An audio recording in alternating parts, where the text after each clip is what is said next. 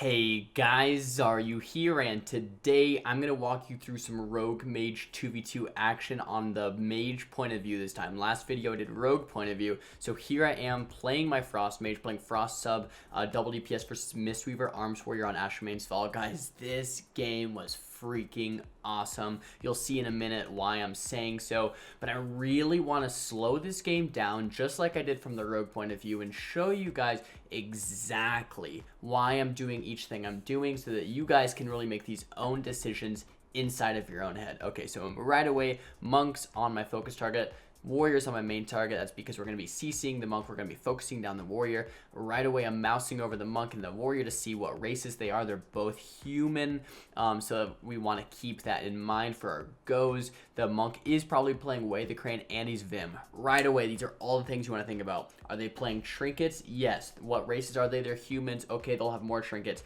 The monk is playing Vim. Monk's probably playing Way. Okay, now under all of that, we can kind of define our playstyle. If the monk was undead relentless, we would just open him and kill him in the opener, or get Way, blind him, sap him, reopen him, kill him, right? All of these things matter.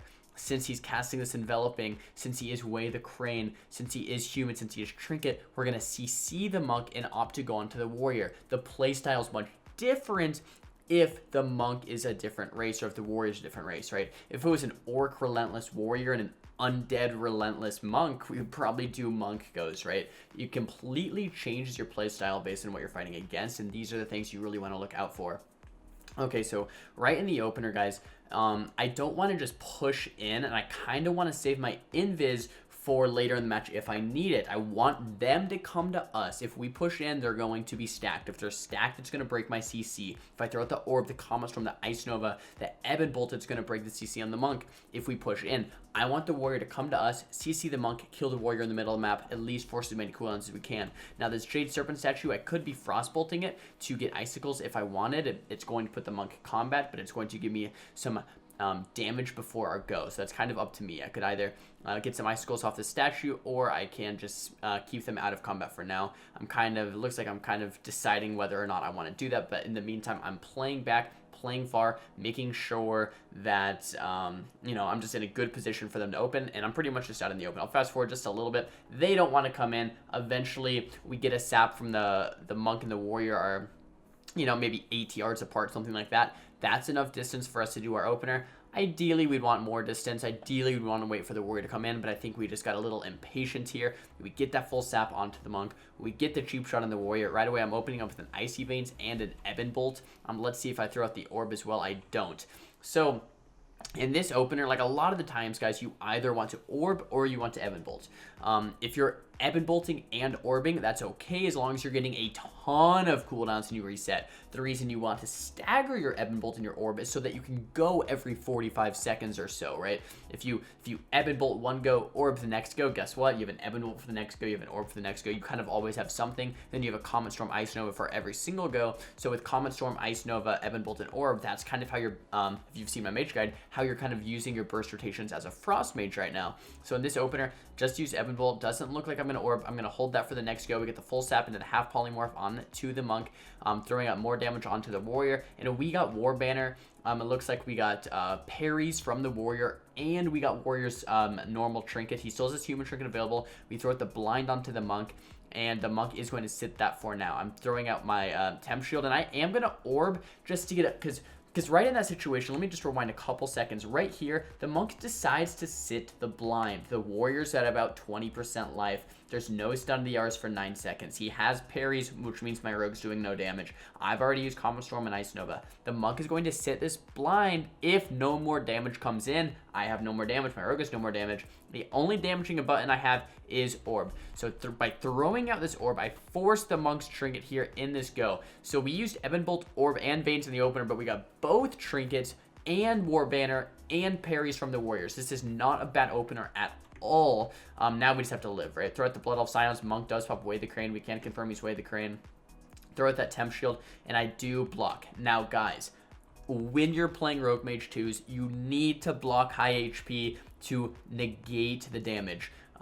Basically, if you're playing with a healer, you can wait till you get a little bit lower. You can call for when your healer calls for that ice, or wait until your healer calls for that ice block. But if you're playing Rogue Mage 2s, you have to block to mitigate the damage, to stop the damage from coming in, so you don't get too low, because you're never getting a heal because you don't have a healer on your team, right?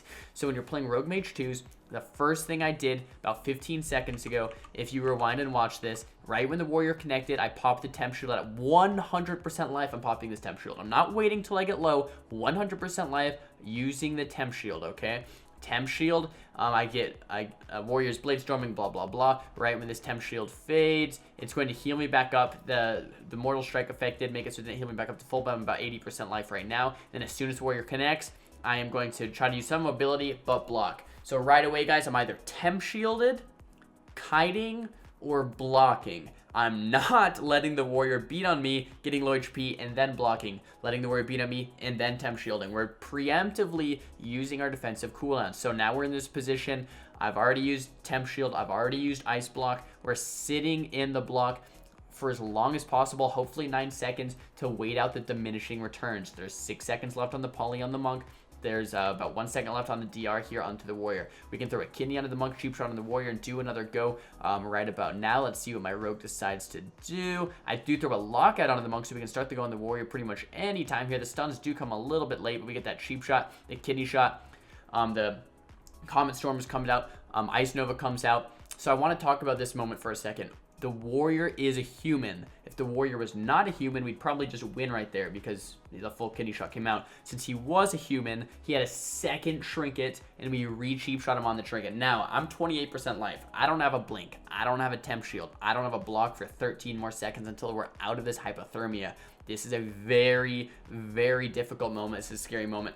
Basically, we just have to survive 1 or 2 more goes to really CC the monk and kill the warrior in the next go, right? Because the warrior will have no more trinkets. The monk still has human trinket and maybe another way the crane up in 25 seconds that we have to keep in mind. But once we control this for, you know, another 30 seconds or 16 seconds, we can get the warrior on another stun DR. We can maybe win this game, but I have to live until then. Do get leg swept, instantly trinket. He paralyzes my trinket. Warrior connects to me, blink around the pillar, stealing the enveloping mist there and the soothing mist there. Trying to line of sight as much as I can. The hypothermia just expires. I'm at 6% life, and I do ice block as soon as it is available. Once again, guys, I'm gonna sit the majority of this ice block and wait out the diminishing returns. Guys, think about ice blocks as buying you time. You are sitting in the block. We have 8 seconds on the ice block. We have 2 seconds on the diminishing return on the monk, 5 seconds on the diminishing return on the warrior, which means we can go in about 5 seconds from now. I have Ebon Bolt to burst. I'm going to have Ice Nova to burst. I won't quite have Orb, but I will have Counterspell as well. So we're going to sit in this block. I'm kind of like calculating what I need to do here. I have a Blink available here in 1 second. Temp Shield available. Not going to do much at 10% life. No Ice Barrier for another 10 seconds. My Rogue Swacked does get paralyzed right there. The kidney shot comes out. The cheap shot comes out right away. Going for that CC on the monk. This is our go that we could win the game. Full sheep now comes out onto the monk, even though he does get that way the crane. Warrior's kidney shot is almost over though. Haven't even started casting the Ebon Bolt. Warrior still has Spell Reflection available. If I start casting the Ebon Bolt now, it's not going to be a good look. Enveloping Mist, I do spell steal the Enveloping Mist because I wanted to get as much healing as possible. So now I have 2 hots from the monk that I spell stealed. I'm out of mana, no more spell steals available. The full sheep though is still into the monk. Warrior into that half cheap shot. Alright, so in this moment in the game, no Ice Barrier, no Blink, no Ice Block. Pretty much nothing. When the warrior comes out of this cheap shot, he's going to charge me and execute me. I am going to die if I don't do anything. The only defensive that I can really see that's available right now for me is Invis. I saved my Invis, remember, from the start of the match. If I use this Invis, I can reset for 1 more go and potentially get a kill, and that's what I'm going to be trying to do here. I throw the Ring of Frost out. Warrior does use Spell Reflection. Could try to sheet myself with the Spell Reflect, but he does leap over. He leaps a little too far, and I do manage to land that Invis. Invis comes off, 26% life now. The Enveloping and the Soothing actually gave me quite a bit of healing now, 27% life. Crossing the map, trying to get a Band-Aid or something. The Half Stab does come out onto the Mistweaver. Kind of messing with our DRs a little bit there, but that's okay. Warrior mounts up back. He's going to get the eyes. He doesn't actually get the eye. He should have gotten that eye. So I'm just running away from the warrior in stealth, 36% life. Now throw the barrier, going down, eating some food, and now I have Orb and Evan, both Comet Storm and Ice Nova available. Throwing that Temp Shield right before the warrior connects. Kind of a waste of a Temp Shield because the rogue did open up, so not the greatest Temp Shield there. The Cheap Shot Bomb does come out, throwing that Orb out as well. The Sap comes out of the Mistweaver. Beautiful Sap there. Mistweaver was out of combat because the warrior was stunned and that Bomb Mistweaver is trying to run in. Does get sapped. Incredible sap there by Swacked. And now here we are just bursting with Orb, with Comet Storm, with Ice Nova. Spell Reflection does come out. That full sap, though, really proving its worth. No, Monk has no trinket for a little bit longer, and the warrior does go down. So this guy's such an epic, epic, epic match, and this is really...